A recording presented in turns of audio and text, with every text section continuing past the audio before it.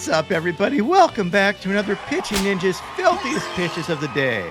I am Pitching Ninja, and I'm here with Will Leahey. Will, nothing compares to you. Nothing compares to you. Ninja, that might be the case, but I know for certain nothing, and I mean nothing, compares to Jacob deGrom. And yesterday was a great day of baseball because he came back pitching for the first time since April of 2023. Ninja, I got a soft spot in my heart for deGrom. Lived here in Queens now for 5 years. I remember specifically 2021 going to try and see every start of his at home, and he never once disappointed. One of the single best pitching seasons we've ever seen, and then he got injured right around the All-Star break and only ended up pitching 15 games. But end of the season with a 1 ERA and the best batting average in baseball. Ninja, I have heard you say on numerous occasions that he is the best pitch-for-pitch pitcher of all time. And I think what you mean by that is he just, when he's at his apex, nobody is better. The problem is we can't call him the greatest ever all around because he only has 80-something wins, and which is just sad. But I'll let you take it from here, Ninja, because he pitched yesterday, and we're focusing on the good, and he looked awesome. What'd you say, Ninja? I do think Jacob deGrom, pitch for pitch, is the greatest pitcher of all time. Very concentrated, like, I don't know, what's something that's concentrated, Will, that you would add water to? Napalm. Like napalm, drop for drop, the hottest thing on earth. I wasn't going for napalm, but I appreciate it, Will. Jacob deGrom made his first start in almost 2 years yesterday and had 4 strikeouts in 3 2/3 scoreless innings, brought a tear to my eye. I missed it. He had these 99-mile-an-hour heaters, did not touch 100, surprisingly. Averaged 97.2 on his fastball, worked in some changeups and sliders. Here's an overlay of his 97-mile-an-hour fastball with his slider. This is prime Jacob deGrom here. He tunnels so well, and that slider drops off to the dirt.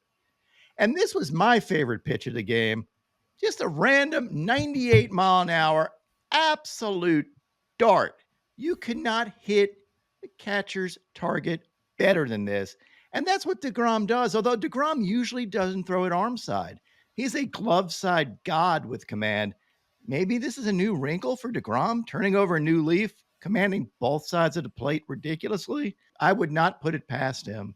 He had 7 whiffs on his slider. An outstanding effort from Jacob deGrom. So good to see him back on the bump. The Mariners, though, ended up beating the Rangers 5-4, but who cares? It's Jacob deGrom's day. He let the Mariners win by not pitching any longer than 3 2/3 innings.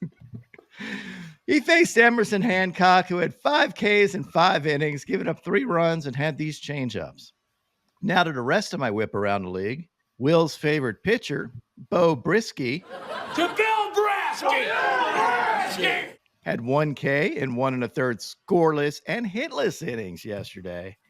He was followed up by Brant Hurter, who was the bulk guy, who was absolutely brilliant for the Tigers with 8 strikeouts in 5 2/3 scoreless and hitless innings, taking a perfect game into the 8th inning. The Tigers ended up losing a no-hitter with 2 outs in the 9th inning.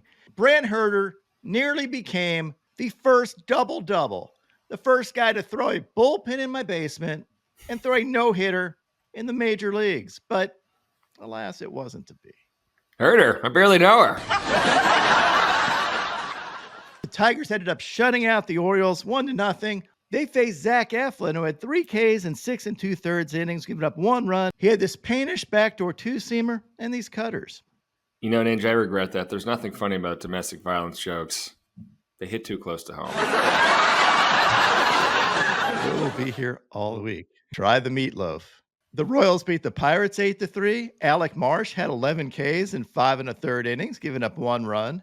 He was really good yesterday with these 2-seamers and 4-seamers, as well as these dirty sweepers and curveballs, picking up swords with his sweeper and his curveball.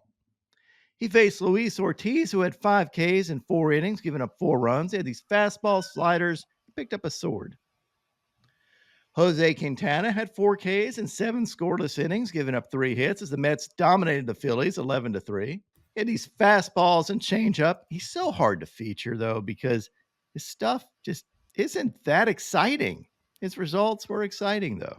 He outdueled Aaron Nola, who had 7 Ks in 4 1/3 innings, giving up 6 runs.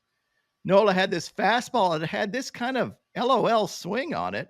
Also had this beautiful backdoor two-seamer, these knuckle curves, and here's an overlay of his fastball knuckle curve. That's filthy.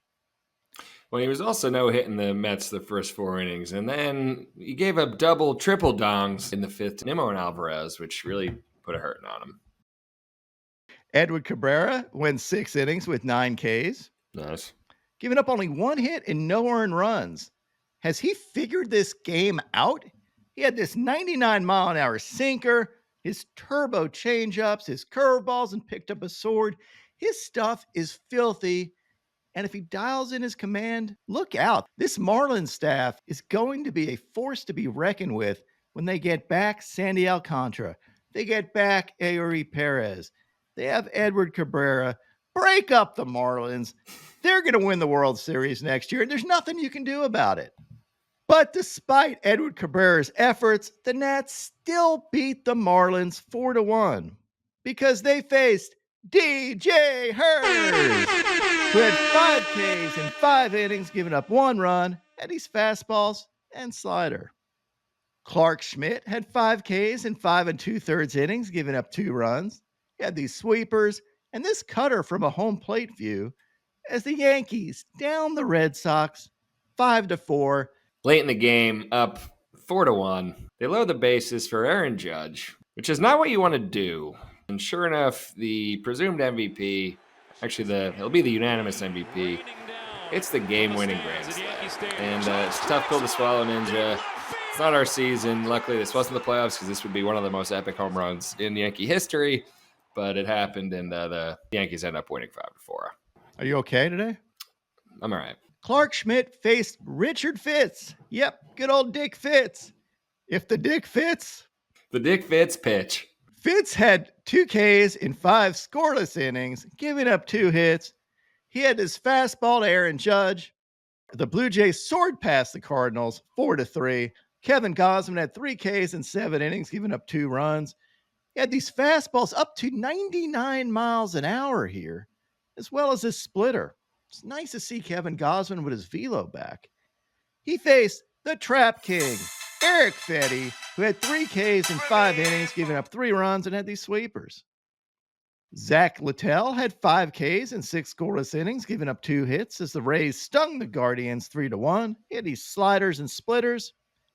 He faced the Australian Beach Babe, Tanner Bybee, who went 6 innings with 9 Ks. Nice. Giving up 3 runs and had this painted fastball, these changeups and sliders, and picked up a sword. The Braves chopped the Dodgers 6-2. Spencer Schwellenbach.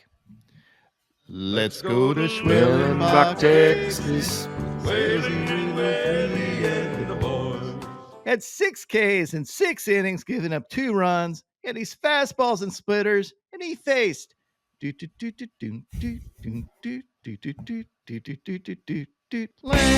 Knack, who had 2 Ks in 2 innings, gave up 5 runs, and had this slider.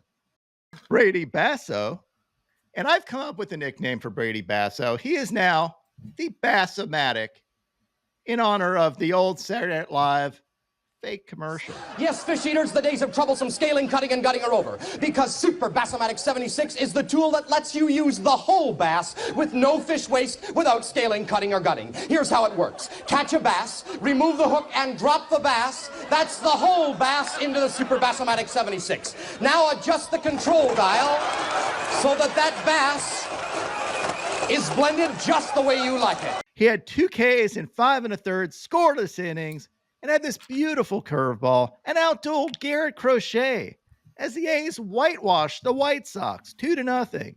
Garrett Crochet had 4 Ks in 4 innings, giving up 1 run. He had this two-seamer and picked up a sword as well as a sweeper. The Reds doubled up the Twins 8-4. Julian Aguilar had 4 Ks in 6 1/3 innings, giving up 3 runs and had this curveball and changeup. He faced Bailey Ober, who had 6 Ks in 6 2/3 innings, giving up 5 runs and had these changeups. Austin Gomber had 4 Ks in 6 innings, giving up 2 runs, as the Rockies Dolly Parton the Cubs. He had these sliders and paintish curveball. He faced Javier Assad, the ass man, who had 5 Ks in 6 innings, giving up 4 runs, had this backdoor cutter, sweepers, and curveball. Lisa Loeb's favorite pitcher, You say? Yusei Kikuchi, had 6 Ks in 7 innings, giving up 3 runs on 3 hits as the Astros shot past the Angels 5-3, had his fastball, slider, and timer violation. The Brewers poured one out for the D-backs 2-1. Freddie Peralta had 5 Ks in 5 innings, giving up 1 run. Hit his fastball for a sword, this slider, and curveball.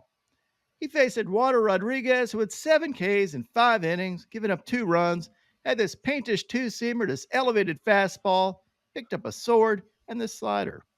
The Padres shut out the Giants 5-0. Dylan Cease had 10 Ks in 6 scoreless innings, giving up only 4 hits. With these fastballs and sliders, he faced Logan Webb, who had 4 Ks in 4 innings, giving up 3 runs, had this two-seamer and sweeper. Now on to my filthiest relievers. Bruce Starr Gratterall had this slider and picked up a sword. Josh Hader had this fastball and slider. Brennan Hanafy had this backdoor two-seamer with 19 inches of run. Tyler Holton had this backdoor cutter. Joe Jimenez picked up a White Castle special. The Dominican Shohei Ohtani, Michel Otanez, had these fastballs. And Justin Martinez had this 103-mile-an-hour sinker. My top 5 filthiest pitches of the day yesterday. Number 5, Mason Miller for this painted 102-mile-an-hour gas. And number 4, Dylan Cease for his sliders. At number 3, Brant Hurter for his wicked sweepers. And number 2, Luke Weaver for coming up huge yesterday with 5 strikeouts in 2 innings with these fastballs, cutters, and changeups. A huge effort from Luke Weaver. And at number 1, who else but the GOAT, Jacob deGrom. Welcome back, Jacob deGrom, with a big Pitching Ninja Show round of applause. Woo! deGrom! Yeah! Woo, baby! And now, my Pitching Ninja moment of Zen. I love this speculation from the Mariners broadcast team about whether Mike Maddox was going to do the double shoulder rub for Jacob deGrom. There's no chance that you go double shoulder with deGrom. I mean, no way. That sends the optics of that would be horrific. Do you even touch him? Oh, no. Oh, what? What? Oh, my gosh. This is the ultimate upset. I'm 0 for 2 with the Mad Dog. If you think about it, though, if you're thinking about it's been a while for him, I really want to check in with you, right? I want Jacob you deGrom. Yes, I know, but it's his first day back, over 500 days for his last major league start. I really want to check in with you. I want to know how you're doing. But Jacob deGrom is a magnet for coaches. My picks of the day today, I'm going to take Jack Flaherty for 6 Ks or more, and take Chris Sale for 7 Ks or more, and then take Jameson Taillon for 5 Ks or more, and top it off with Michael Wacha for 5 Ks or more. What would your picks of the day be?